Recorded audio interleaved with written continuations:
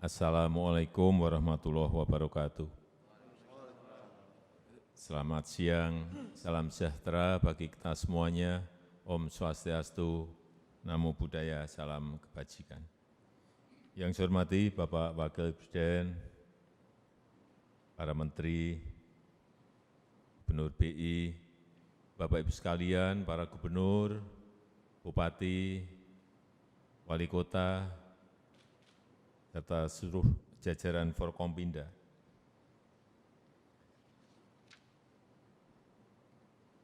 Saya kira saya telah mengingatkan berkali-kali bahwa situasi semua negara sekarang ini tidak mudah, situasi semua negara sekarang ini tidak gampang, karena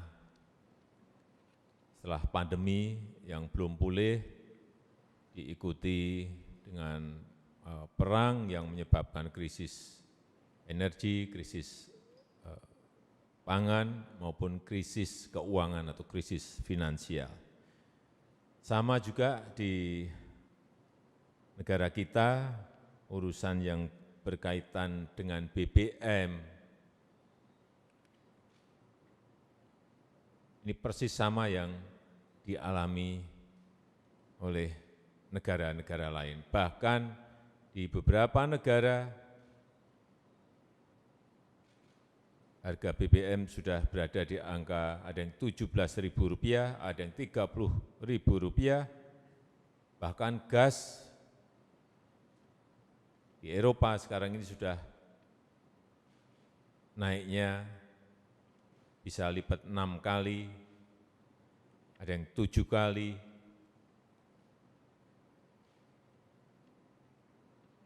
Sehingga apa yang sudah kita tahan-tahan saat itu, subsidi BBM kita, agar tidak membengkak lagi, ternyata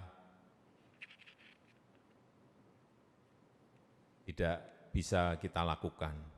Karena memang subsidi BBM yang sebelumnya 152 triliun, itu sudah melompat 3 kali lebih menjadi 502,4 triliun rupiah. Ini pun, jumlah yang ada ini pun, setelah kita lihat lebih detail, itu kuota subsidinya itu hanya untuk 23 juta kiloliter Pertalite dan 15,1 juta kiloliter solar. Dan setelah dikalkulasi, ini hanya bisa sampai pada awal Oktober. Kalau sampai akhir tahun, sampai akhir Desember, kebutuhan kita menjadi 29,1 juta kiloliter untuk Pertalite dan 17,4 kiloliter untuk solar. Ini estimasi kebutuhan. Sehingga akan muncul lagi tambahan kebutuhan untuk subsidi sebesar 195 triliun rupiah. Artinya total, kalau kita lakukan itu bisa sampai 700 triliun. Uangnya dari mana? Enggak mampu APBN kita. Oleh sebab itu, kemarin ada penyesuaian harga BBM yang saya kira Bapak Ibu saudara-saudara sekalian sudah tahu semuanya.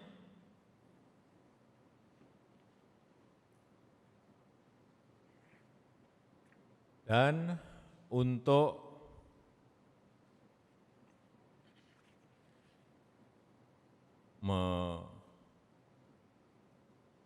membantu adanya kenaikan BBM ini,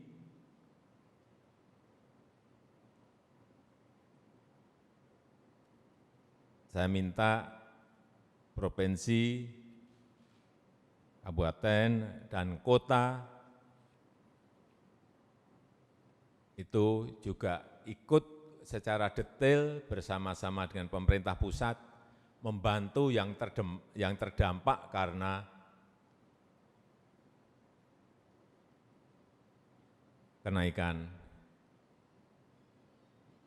penyesuaian harga dari BBM ini. Saya melihat dampak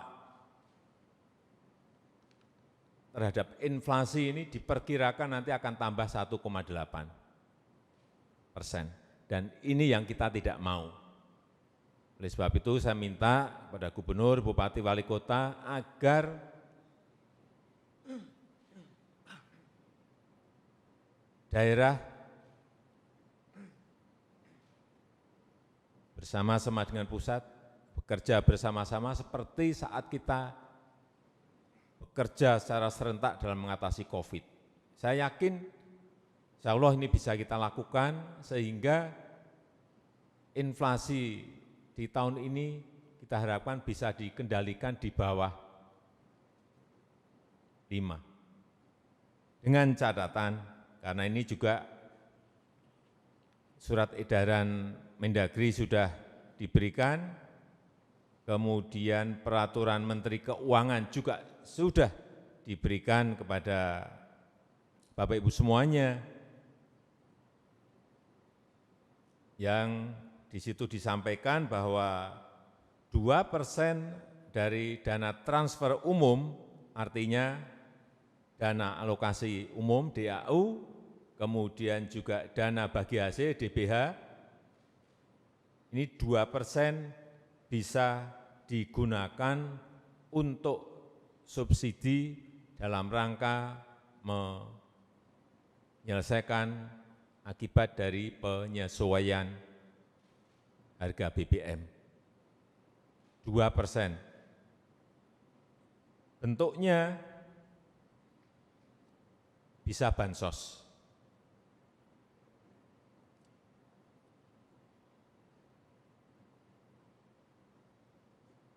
Terutama pada rakyat yang sangat membutuhkan, nelayan misalnya, dan harian menggunakan solar, ini bisa dibantu dengan mensubsidi mereka.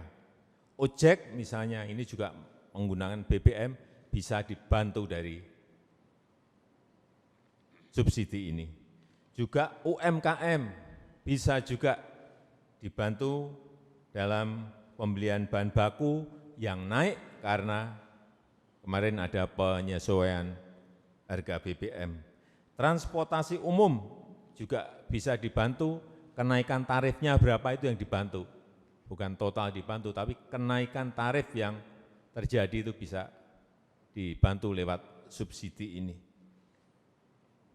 Begitu juga dengan belanja tidak terduga. Ini juga bisa digunakan untuk, utamanya untuk subsidi inflasi.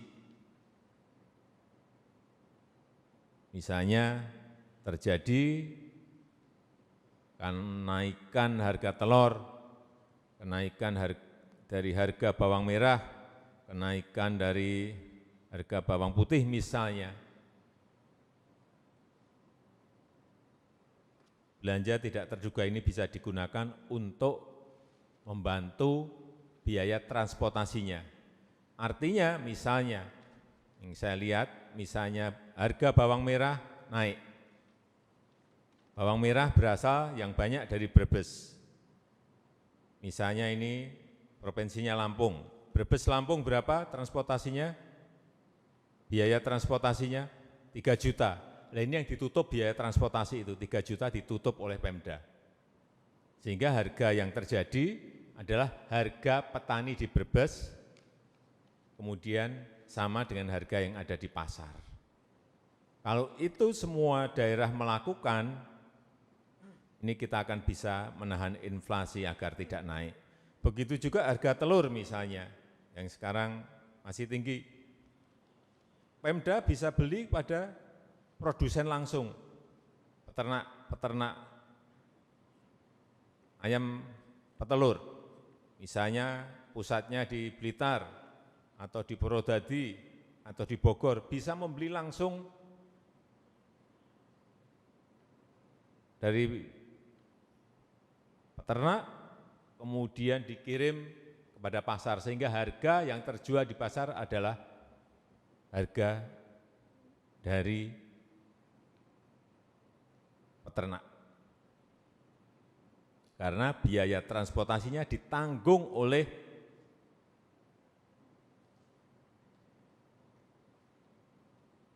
pemerintah daerah, provinsi, kabupaten maupun kota. Juga belanja tidak terduga ini bisa juga dipakai untuk bansos kepada yang terdampak karena adanya penyesuaian BBM ini.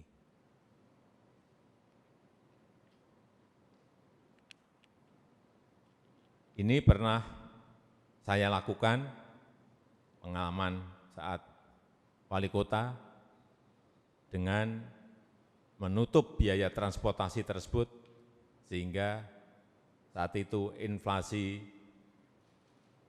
bisa kita turunkan sampai angka, seingat saya, 1,2. Sehingga saat itu saya diberikan hadiah dari Menteri Keuangan, seingat saya 10 miliar dalam bentuk DID. Artinya ini bisa dilakukan, ini bisa kita lakukan. Tetapi memang kita kerja lebih detail. Karena apa? Sekarang ini yang ditakuti oleh semua negara, adalah kenaikan harga barang dan jasa. Inflasi, itu yang paling ditakuti. Kalau sebuah daerah terjadi kenaikan harga barang dan jasa, dan kepala daerahnya diem saja, artinya dia nggak ngerti inflasi itu apa dan berakibat kepada rakyatnya itu apa. Hati-hati dengan satu kata ini, inflasi, hati-hati. Sekarang sekali lagi, semua negara ketakutan dengan yang namanya inflasi. Dan instrumen yang digunakan biasanya adalah menaikkan suku bunga. Yang kita lakukan sekarang ini, di situ iya, lapangannya juga kita kerjain. Sehingga kita harapkan betul-betul negara kita bisa mengendalikan inflasi dengan baik. Dan kalau kita lihat posisi per hari ini, dana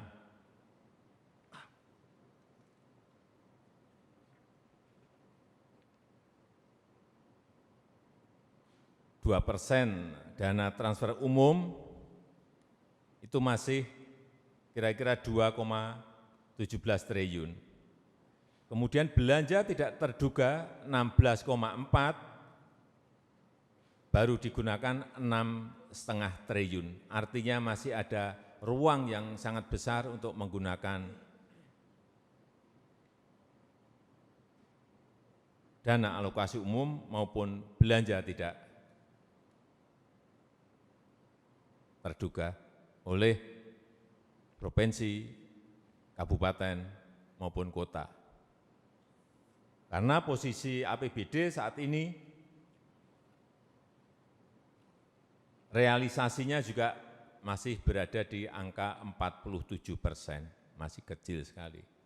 Saya minta sekali lagi kepada seluruh gubernur, bupati, wali kota agar waktu yang tinggal Oktober, November, Desember ini betul-betul anggaran yang ada ini segera bisa direalisasikan. Karena kita tahu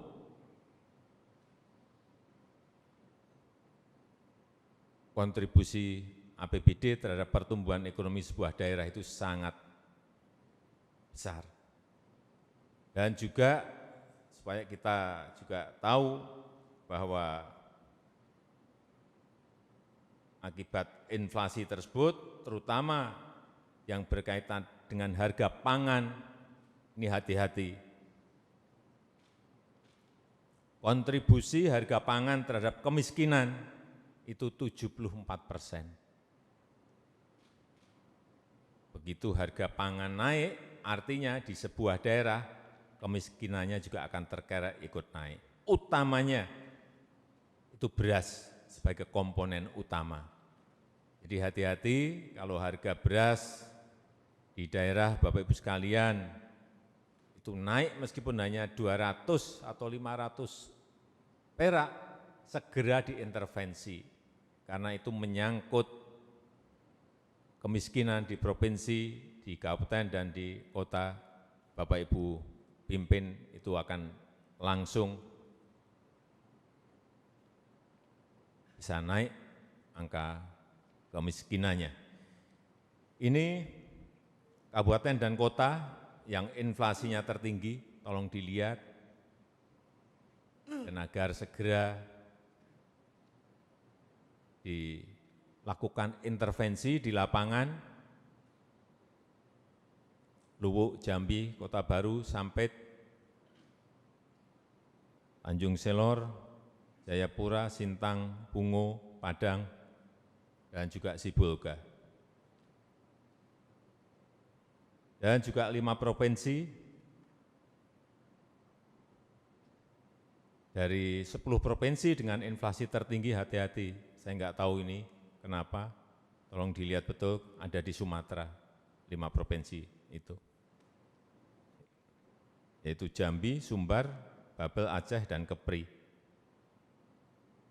Yang lain-lainnya tadi Kalteng, Maluku, Papua, Bali,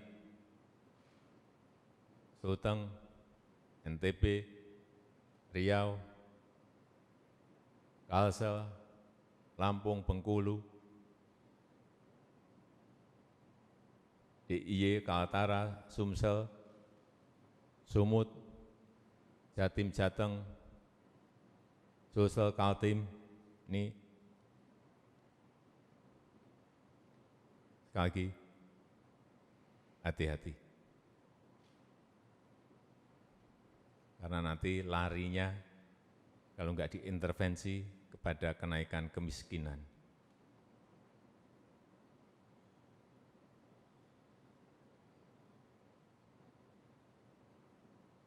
Oleh sebab itu, seluruh provinsi, kabupaten, dan kota harus tahu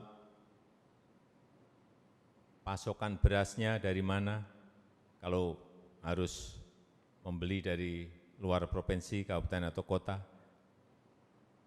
telur itu dipasok dari kabupaten atau kota mana, bawang merah dibeli dari kota atau kabupaten mana, semuanya ini harus datanya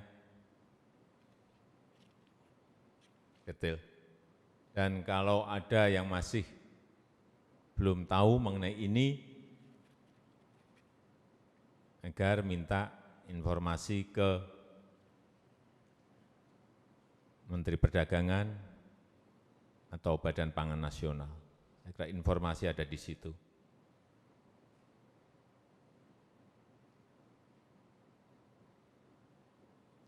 Saya rasa itu yang bisa saya sampaikan pada kesempatan yang baik ini. Sekali lagi,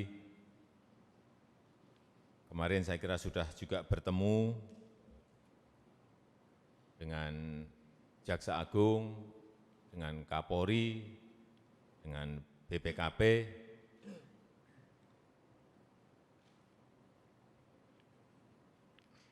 tidak perlu ragu-ragu menggunakan anggaran yang ada karena sudah ada peraturan Menteri Keuangan dan juga SE dari Menteri Dalam Negeri. Payung hukumnya sudah jelas.